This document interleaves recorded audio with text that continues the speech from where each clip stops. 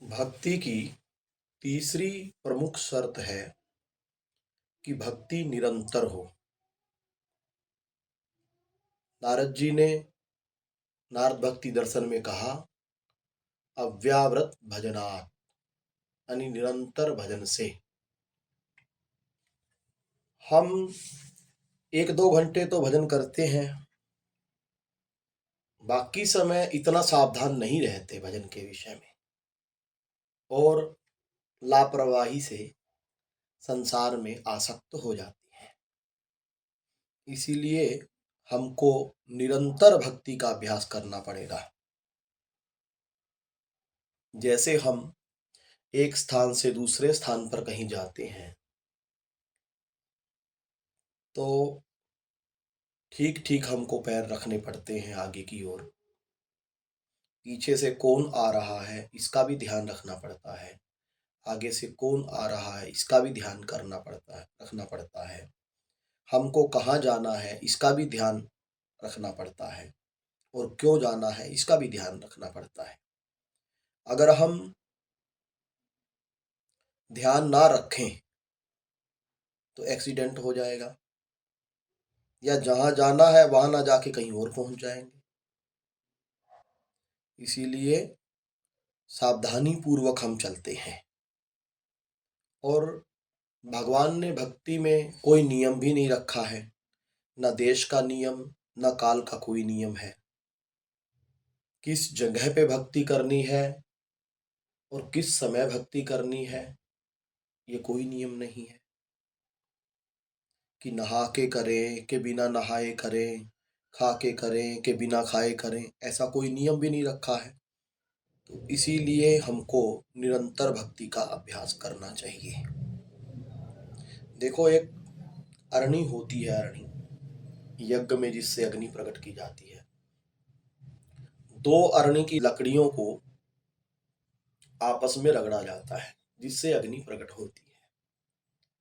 लेकिन अगर कोई 2-4 बार रगड़े फिर छोड़ दे, फिर 10 मिनट बाद 2-4 बार रगड़े फिर छोड़ दे, तो इस प्रकार करते करते लकड़ी घिस के टूट तो सकती है पर उसमें अग्नि उत्पन्न नहीं होगी।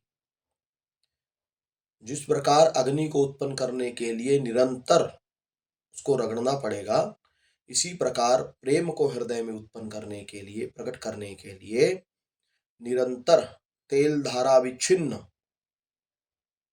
हमको भक्ति करनी होगी। हमारा मन नित्य निरंतर श्यामा श्याम के ही नाम रूप लीला धाम में रहे, संसार में ना जाने पाए।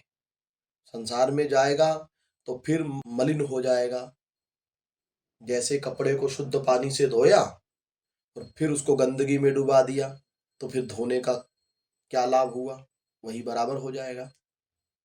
तो ऐसा तो करते रहो सदा के लिए, इससे कोई लाभ नहीं होगा। जैसे कोई ब्रह्मचारी होता है तो वो सदा ब्रह्मचारी होता है। ये नहीं कि हम तो भाई 2 घंटे के लिए ब्रह्मचारी थे, हम तो सारा दिन ब्रह्मचारी रहते हैं, रात में केवल विषयी बनते हैं ना। ब्रह्मचारी माने जो निरंतर ब्रह्मचारी रहे। 1 मिनट के लिए भी यदि वो विषयी हुआ तो वो ब्रह्मचारी नहीं हुआ। गीता में, भागवत में और सब संतों की वाणियों में निरंतरता की बात मिलती है। गीता में भगवान कहते हैं, अनन्य चेता सततम यो माम स्मृति नित्य यशः तस्याहं सुलभः पार्थ नित्य युक्तस्य योगिनः। अनन्य चेता सततम यानी निरंतर, यो माम स्मृति नित्यशः यानी निरंतर, तस्याहं सुलभ पार्थ नित्य युक्तस्य योगिनः, नित्य युक्तस्य योगिनः माने निरंतर। तो निरंतरता का इतना महत्व है कि भगवान एक ही श्लोक में 3-3 बार निरंतरता की बात कह रहे हैं। फिर आगे गीता जी में 9वें अध्याय के 22वें श्लोक में भगवान कह रहे हैं, अन्याश्चिन्तयन्तो मां ये जना पर्युपासते तेषां नित्याभियुक्तानां योगक्षेमं वहाम्यहम्। इसमें फिर कहा, जो अनन्य भाव से निरंतर मेरा स्मरण करता है, मैं उसका योगक्षेम वहन करता हूं। यहां फिर निरंतर कहा। गीता के 8वें अध्याय के 7वें श्लोक में कहा, सर्वेषु कालेषु माम अनुस्मरयुध्य च। सर्वेषु कालेषु अर्थात निरंतर, तेषां सततयुक्तानां भजतां प्रीतिपूर्वकम्। सततयुक्तानां अर्थात निरंतर, एवं सततयुक्ता ये भक्तास्त्वां पर्युपासते। फिर सततयुक्ता यानी निरंतर। इस प्रकार गीता जी में बार बार भगवान निरंतरता पर जोर दे रहे हैं। भागवत में भी सूत गोस्वामी जी ने कहा, सवे पुंसान परो धर्म यतो भक्तिरधोक्षजे अहेतुक्य अप्रतिहता। अप्रतिहता माने निरंतर। भक्त की परिभाषा किया भागवत में, त्रिभुवन विभव हेतवै अप्युत्कुंठ स्मृति जितात्मसुरादिभिर्विज्ञात न चलति भगवत पादारविंदा लवनिमेषार्धमपि यस वैष्णवाग्र्यः। जो लव निमेष, आधे निमेष के लिए भी भगवान को न भूले, अर्थात निरंतर भगवान का स्मरण करे, वह सच्चा वैष्णव है, संत है, भक्त है। एकदम ये बात नहीं हो जाएगी। साधना अवस्था में धीरे धीरे हमको अभ्यास करना होगा, लेकिन अभ्यास करना होगा। इसीलिए भगवान ने गीता में अभ्यास करने के लिए कहा, अभ्यासेन तु कौन्तेय वैराग्येण च गृह्यते। क्योंकि मन बड़ा चंचल है, उसको भगवान में लगाना बड़ा कठिन है। जब अर्जुन ने ऐसा पूछा तो भगवान ने कहा कि हाँ, लेकिन अभ्यास और वैराग्य से मन वश में होता है। यही बात योग दर्शन में कही, अभ्यास वैराग्याभ्याम तन्निरोध। अभ्यास और वैराग्य से इस मन का निरोध होता है। तो धीरे धीरे हमको अभ्यास करते हुए अपने मन को श्यामा श्याम में लगाना है। अब सबसे प्रमुख बात जो है वो ये समझनी है कि भक्ति करनी किसको है। तो हमारे पास दो चीजें हैं, एक तन, एक मन। एक तन यानी 5 ज्ञानेंद्रियां और 5 कर्मेंद्रियां, और एक मन। मन के 4 विभाग हैं, मन, बुद्धि, चित्त और अहंकार। उसको एक बोलो तो मन बोल दिया जाता है। यद्यपि तन और मन दोनों से ही भक्ति की जाती है और करनी भी चाहिए, लेकिन मन की भक्ति प्रमुख है। बिना मन की भक्ति के प्रेम नहीं होता, और बिना प्रेम के भगवत प्राप्ति नहीं होती। मिलई न रघुपति बिनु अनुरागा, किए जोग जप ज्ञान वैरागा। तो इसलिए मन की भक्ति को प्रमुखता दी गई। साथ में इंद्रियां भी रहें। जैसे परिक्रमा करेंगे तो पैरों से करेंगे, सेवा करेंगे तो हाथों से करेंगे, दर्शन करेंगे तो आंखों से करेंगे, कथा कीर्तन सुनेंगे तो कानों से सुनेंगे। तो इस प्रकार इंद्रियां भी साथ में रहें, लेकिन मन परम आवश्यक है। अगर मन नहीं है तो फिर उस भक्ति का लाभ नहीं मिलता है विशेष। भागवत में कहा, जब केवल धुंधकारी के लिए विमान आया और अन्य सब लोगों के लिए नहीं आया, तो पूछा कि भाई सबके लिए विमान क्यों नहीं आया, कथा तो सबने सुनी है। तो वहां वैष्णवों ने कहा, उन पार्षदों ने, कि भाई कथा तो सबने सुनी है पर मनन नहीं किया। जैसा धुंधकारी ने निरंतर मनन किया कथा का, वैसा इन्होंने मनन नहीं किया। तो ये सब लोग दोबारा कथा सुने और मनन करें तो इनके लिए भी विमान आएगा। नारद जी ने भी भागवत में आगे कहा कि बिना ध्यान के श्रवण व्यर्थ हो जाता है। तो संसार में भी हम देखते हैं, लोक में भी, अगर ना श्रवण किया जाए ध्यान से तो व्यर्थ चला जाता है। कोई पुकार रहा है किसी को, उसका ध्यान कहीं और है तो उसको सुनाई नहीं पड़ता, बाद में पूछो तो अरे हमने ध्यान नहीं दिया। तो श्रवण भी हमारा मनयुक्त होना चाहिए और कीर्तन भी हमारा मनयुक्त होना चाहिए। हम गा रहे हैं लेकिन हमको पता ही नहीं है हम क्या गा रहे हैं, पदगान कर रहे हैं, उसमें क्या बात हो रही है हमको पता ही नहीं है, तो उसका चित्त पर क्या प्रभाव पड़ेगा।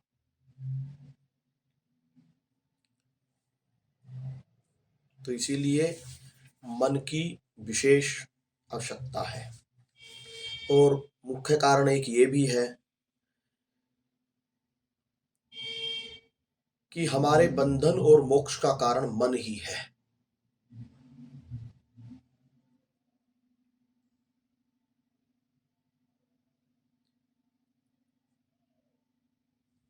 आत्मा तो नित्य शुद्ध है, नित्य मुक्त है, और शरीर तो जड़ है, लेकिन मन ही है जो ये जड़ चेतन की ग्रंथि जोड़े हुए है। इसलिए हमारे बंधन और मोक्ष का कारण मन है। ये बात बहुत जगह बताई गई है। मैत्रेयोपनिषद में कहा गया, मन एव मनुष्याणाम कारणम बंध मोक्षयो। मन ही मनुष्य के बंधन और मोक्ष का कारण है।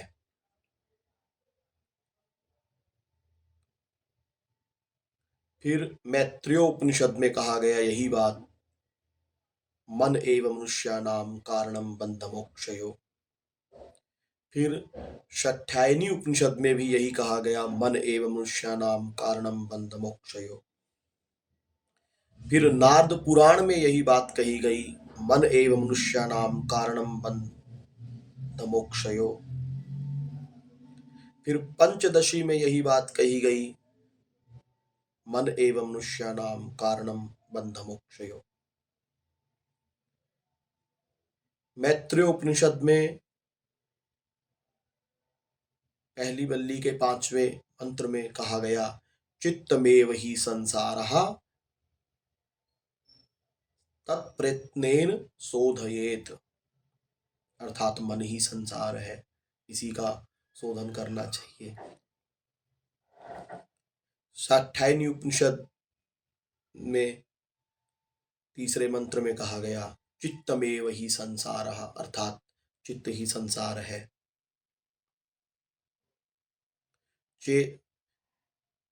तेजो बिंदु उपनिषद में कहा गया, मन एव ही संसारः, अर्थात मन ही संसार है। फिर भागवत में तीसरे स्कंद के 25वें अध्याय के 15वें श्लोक में कहा गया, चेतः खल्वस्य बंधाय मुक्तये च आत्मनो मतम। अर्थात चित्त ही बंधन और मोक्ष का कारण है। फिर भागवत के एकादश स्कंद के 13वें अध्याय के 43वें श्लोक में कहा गया, मनः परम कारणम मामनन्ति। मनः परम कारण मामनन्ति, मन ही परम कारण है।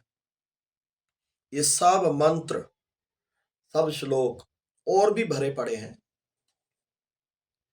सब एक स्वर से यही कह रहे हैं कि मन ही बंधन और मोक्ष का कारण है।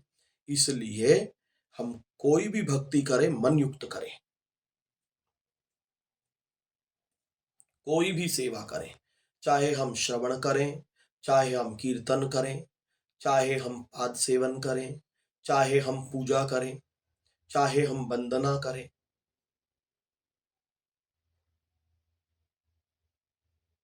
या कोई भी हम संबंध युक्ता भक्ति करें, तो वो मन युक्त होनी चाहिए, केवल इंद्रियों से नहीं। केवल इंद्रियों से करेंगे तो मन अगर दूसरी जगह रहेगा तो मन जहां रहेगा वहां का आनंद लेगा और वहीं अब उसकी आसक्ति होगी। और अधिकतर साधक यही गलती करते हैं। इंद्रियों से तो पाठ कर रहे हैं, जिह्वा से पाठ कर रहे हैं, कान से सुन भी रहे हैं, और लेकिन मन नहीं लगा रहे हैं। तो मन को रस नहीं मिलता है तो उनको ना वैराग्य होता है, ना उनका अनुराग बढ़ता है। फिर वो सोचते हैं कि हम तो बहुत किए भक्ति पर लाभ नहीं मिला। लाभ कैसे मिलेगा? चाहे कोई किसी भी धर्म का हो, चाहे किसी भी संप्रदाय का हो, लेकिन भक्ति तो मन को ही करनी है। ये मुख्य बात अपने हृदय में बिठा लेनी चाहिए। ये समझ करके ही हम आगे बढ़ सकते हैं।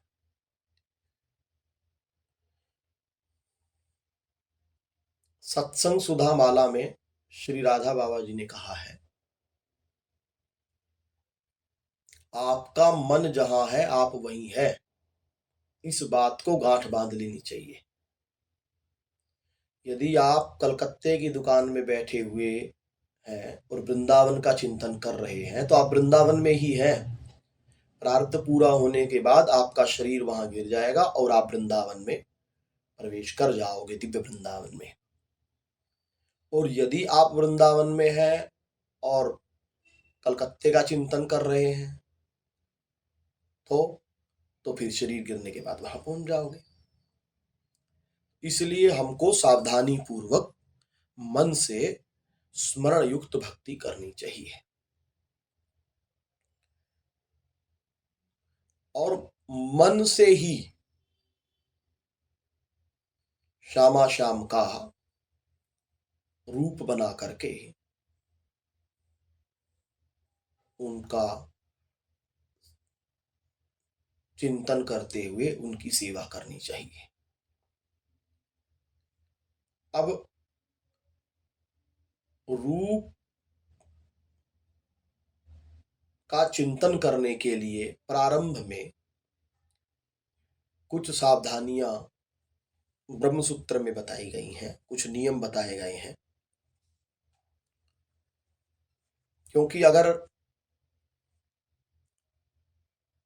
जब रूप ध्यान पक्का हो जाएगा तब तो फिर चलते फिरते उठते बैठते कहीं भी आप कैसे भी कर लोगे। लेकिन प्रारंभ के लिए बताया है, आसीन संभवात, अर्थात जब आप भक्ति करने बैठो, भजन करने बैठो तो सावधान होकर के आसन पर बैठो। चाहे सुखासन हो, जरूरी नहीं है कि आप पद्मासन पर ही बैठे। जिस भी आसन में आप सुखपूर्वक बैठ सके उसमें बैठो। दूसरा फिर कहा ध्यानाच, अर्थात बैठ के आपको क्या करना है? ध्यान करना है। भगवान का नाम, उनकी लीला, उनका धाम, उनके रसिक जन, उनका रूप, उनके गुण, इन सबका वाणी के द्वारा गायन करना है, मन के द्वारा चिंतन करना है। और इनके अनुसार अपनी भावना बना करके श्यामा श्याम का रूप ध्यान करना है। ये बहुत महत्वपूर्ण है। ये सूत्र कह रहा है एकांत में सावधान होकर के बैठो और आप रूप ध्यान का अभ्यास करें। योग दर्शन में भी कहा इसी बात को, तद जपस तदर्थ भावनम। आप जो जप करें वैसे ही भावना बनाएं। सुधा निधि में कहा भावोत्सवेन भजताम, भाव युक्त भजन करना है, यानी रूप ध्यान युक्त भजन करना है। रूप ध्यान जो भी आपके गुरु ने आपको इष्ट प्रदान किया है, जैसे हमको श्यामा श्याम है तो श्यामा श्याम का रूप ध्यान करना है। ये सब वाणियों में वर्णन है।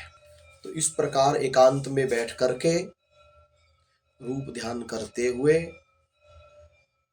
कुछ समय हमको भजन क्रिया करनी चाहिए, अधिक से अधिक जितना कर सकें।